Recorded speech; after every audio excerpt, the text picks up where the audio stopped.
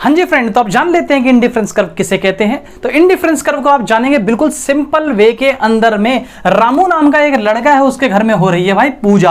अब रामू के घर में अगर पूजा हो रही है तो उसमें क्या होगा कि पूजा के अंदर में बहुत सारे प्रोडक्ट्स आएंगे। मतलब क्या चीज है, हवन सामग्री से लेके सब कुछ। तो सभी सामान को पूजा होनी है घर के अंदर में और सभी सामान लेकर पेरेंट्स उसके आ चुके हैं। बट एक चीज रह गई, और रह क्या गई, फ्रूट्स। और आप लोगों को पता है कि भाई फ्रूट्स पूजा पाठ के अंदर में तो चलते ही हैं। तो फ्रूट्स जब उसकी मदर भूल गई लेके आने के लिए, तो उसको रामू को बोला ले बेटा 500 रुपये ले जा और जाके शॉप से क्या ले आ, जाके फ्रूट लेकर आ।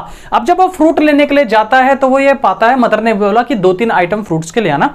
तो वो देखता है कि जो एप्पल के प्राइसेस हैं वो बहुत ज्यादा हैं और जो ऑरेंजेस के प्राइसेस हैं वो कम है। मतलब मार्केट के अंदर में एप्पल के प्राइसेस ज्यादा हैं और ऑरेंजेस के प्राइसेस जो है उसके मुकाबले में कम है। तो आप नॉर्मल सी बात है, जो एप्पल होगा वो ज्यादा सेटिस्फेक्शन देगा अगर कम होगा तो भी ऑरेंज के मुकाबले में। मतलब कम एप्पल, 1 किलो एप्पल 2 या 3 किलो संतरे के बराबर क्या देगा, हम लोगों को सेटिस्फेक्शन देगा। तभी तो उसके रेट जो है वो क्या है, हाई हैं। तो उसने क्या किया, कॉम्बिनेशन बनाने की कोशिश करी कि मैं 500 रुपए में कैसे आइटम लेकर आऊं। तो उसी कॉम्बिनेशन को पहले हम सीखेंगे, बाद में पढ़ेंगे। तो देखिए कॉम्बिनेशन नंबर 1 उसने बोला कि अगर मैं 1 kg एप्पल लेता हूं तो मुझे 10 किलो क्या लेना पड़ेगा, ऑरेंजेस लेना पड़ेगा। तो 1 kg एप्पल और 10 kg अगर ऑरेंज लेता हूं तो मेरा जो लेवल ऑफ सेटिस्फेक्शन होगा वो सेम होगा, क्या होगा, ए पॉइंट होगा। Then level of satisfaction second क्या होगा, सेकंड होगा यदि मैं 2 किलो क्या लेता हूं, एप्पल लेता हूं और 7 किलो क्या लेता हूं, ऑरेंज लेता हूं, तो भी मेरा सेटिस्फेक्शन लेवल क्या होगा, सेम होगा। ठीक है ना। देन थर्ड पॉइंट क्या कहता है, थर्ड पॉइंट कहता है अगर मैं 3 kg क्या लेता हूं, एप्पल लेता हूं और 5 kg अगर मैं ऑरेंज लेता हूं तो भी मेरा जो लेवल ऑफ सेटिस्फेक्शन होगा वो क्या होगा, सेम होगा। देन नेक्स्ट के अंदर में भी हम ऐसे ही ले लेते हैं तो भी लेवल ऑफ सेटिस्फेक्शन क्या होगा, सेम होगा। यही लेवल ऑफ सेटिस्फेक्शन पढ़ना है कि किसी प्रोडक्ट के अंदर में, 2 प्रोडक्ट के अंदर में दोनों का जो कॉम्बिनेशन है वो क्या सेटिस्फेक्शन देगा। तो अगर मैं रेशियो की बात करता हूं तो पहले के अंदर में मैं देखूंगा तो 1:10 निकलता है, ये 1 और ये 10। दूसरे में अगर मैं देखता हूं तो 2:7 निकलता है, जिसको अगर मैं करीब करीब थोड़ा सा काटने की कोशिश करूं तो मेरा क्या आ जाएगा, 1:3 लगभग निकल जाएगा। क्योंकि 2 के टेबल पे देखिए, अब मैंने वैल्यू क्यों ली है, जानबूझ के लिए। मैं चाहता 6 ले सकता था, मैंने जानबूझ के 7 लिया है क्योंकि आप जब 7 को 2 से डिवाइड करोगे तो आप लोगों को पता है क्या आएगा, रिमेनिंग 1 बचेगा। तो मैं लगभग 3 लेता हूं, 3 पॉइंट समथिंग आता तो मैं 3 लेता। अब ऐसे ही इसको डिवाइड करेंगे तो मेरी वैल्यू क्या निकलेगी, लगभग इसको मैं ले सकता हूं वैल्यू क्या, 1:2 भी ले सकता हूं क्योंकि 5 के अराउंड में है, 2 वैल्यू बचती है। तो इसको ले लेता हूं 1:2 लगभग, और अगली वैल्यू तो 4 से 4 कट जाएगा, 1:1। ये यही बात कहता है कि 4 स्टेप हो गए। अगर वो फर्स्ट कॉम्बिनेशन लेता है तो 1:10 का रेशियो निकलता है कि एप्पल अगर 1 लेगा तो ऑरेंजेस 10 निकलेंगे, ये कॉम्बिनेशन। अगर 2 सेकंड स्टेज लेता है तो 1:3 का रेशियो है, थर्ड स्टेज लेता है 1 और 2 का लेता है, और फोर्थ स्टेज लेता है तो 1 और 1 का इक्वली लेता है। क्यों लेता है, ये देखिए MRS की वजह से। क्या है MRS? MRS आप लोगों को बता देते हैं। MRS का मतलब होता है marginal rate of substitutions. Marginal rate of substitution. इसकी वजह से, MRS की वजह से क्या होता है, हाँ जी, तो MRS की वजह से क्या होता है, मार्जिनल रेट ऑफ सब्स्टिट्यूशन की वजह से होता है। आप देखेंगे तो सब्स्टिट्यूशन का रेशियो क्या गिर गया।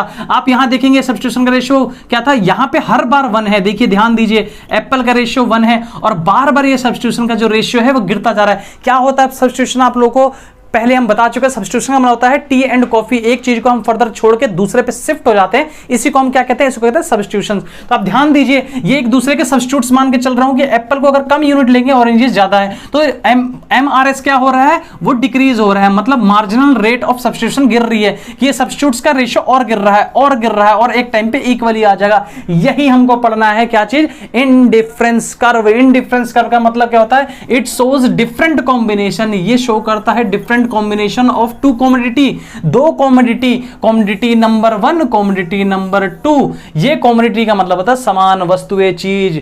ठीक है, तो commodity number 1 and commodity number 2, इन दोनों के कॉम्बिनेशन को, तो it shows the different combination of 2 commodity. ये शो करता है डिफरेंट कॉम्बिनेशन ऑफ 2 कॉमोडिटी की, like Apple and oranges, between which a consumer क्या कर रहा है, कंज्यूमर इज इंडिफरेंस कंज्यूमर क्या है, इनडिफरेंस है, इन दोनों के बीच में डिफरेंस है, कितना लेना है कितना लेना है। ये ईच कॉम्बिनेशन, हर कॉम्बिनेशन क्या शो करेगा, सेम लेवल ऑफ सेटिस्फैक्शन। ये मोस्ट इंपॉर्टेंट लाइन है, सेम लेवल ऑफ सेटिस्फैक्शन। लो जी उंगली भी बना दी, इसका मतलब सेम लेवल ऑफ सेटिस्फैक्शन देगा, मतलब उसकी संतुष्टि क्या होगी, बराबर होगी, बिल्कुल। तो इसे कहेंगे सेम लेवल ऑफ सेटिस्फैक्शन। यही हमारा इंडिफरेंस कर्व हो गया। इंडिफरेंस कर्व का मैं आप लोगों को डायग्राम बना देता हूं और साथ में इंडिफरेंस कर्व की क्या चीज, प्रॉपर्टीज और अजम्पशन बता देंगे, तो इंडिफरेंस कर्व आपका कंप्लीट हो जाएगा।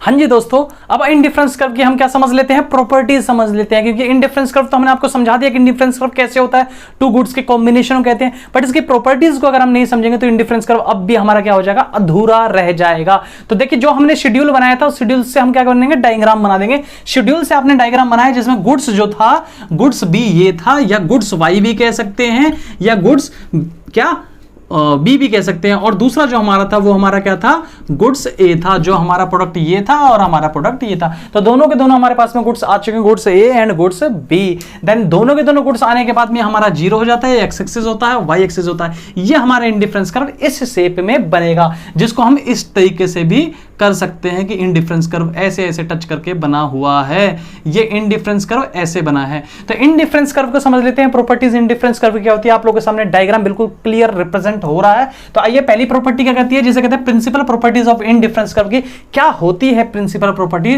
The IC curve slope downward. भैया इसमें कोई भी नई बात नहीं है, जब कभी किसी की प्रोडक्शन इंक्रीज होती है तो वह हमेशा स्लोप डाउनवर्ड ही होता है, और जब कभी हम एक कॉम्बिनेशन को कम करके दूसरे को इंक्रीज करते हैं, चाहे वो प्रोडक्शन लेवल हो चाहे वो हम शिफ्टिंग लेवल हो। देखिए दो तरीके से, या तो ए को छोड़ के बी की तरफ हम शिफ्ट हो रहे हैं, या ए को प्रोड्यूस कम करके बी की प्रोडक्शन ज्यादा कर रहे हैं। इन दोनों कंडीशन के अंदर में आप ये पाएंगे कि ये स्लोप क्या होगा, डाउनवर्ड ही होगा। देखिए मैं समझा देता हूं आपको किस तरीके से।